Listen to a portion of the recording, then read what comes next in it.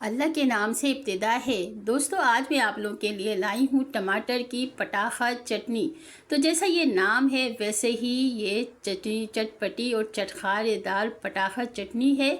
तो इस गर्मी के मौसम में आप चिकन मटन सब छोड़ें और बना लें ये चटनी। मेरी गारंटी है, मैं गारंटी से कहती हूँ कि अगर आपने एक दफ़ा ये चटनी बना ली तो आप हर रोज़ इस तरह से चटनी बनाएंगे। तो चलें स्टार्ट करते हैं बनाना।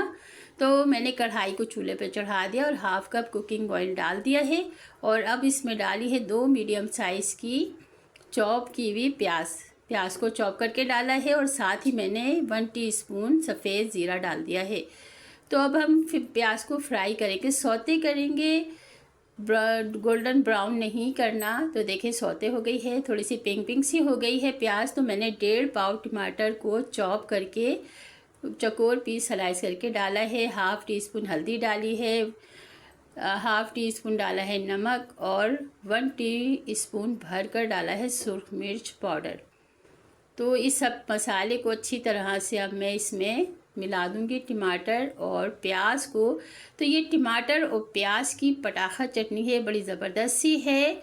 तो अब ये टमाटर को मेल्ट होने के लिए मैं 5 मिनट के लिए कवर करके रखूँगी। तो 5 मिनट हो गए हैं। देखें टमाटर और प्याज अच्छी तरह से मेल्ट होके यकजान यानी कि एकदम बिल्कुल मिक्सअप हो गए हैं। तो अब इसको अच्छी तरह से मैं भून लूँगी।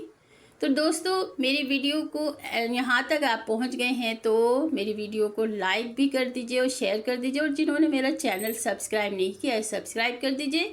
तो मैंने डाल दी हैं तकरीबन 7 से 8 हरी मिर्चें चौकोर पीस काट कर। तो दोस्तों, ज़बरदस्त सी और मज़ेदार सी ये चटनी तैयार हो चुकी है। तो मेरी ये रेसिपी कैसी लगी, अच्छी लगी तो लाइक कर दीजिए।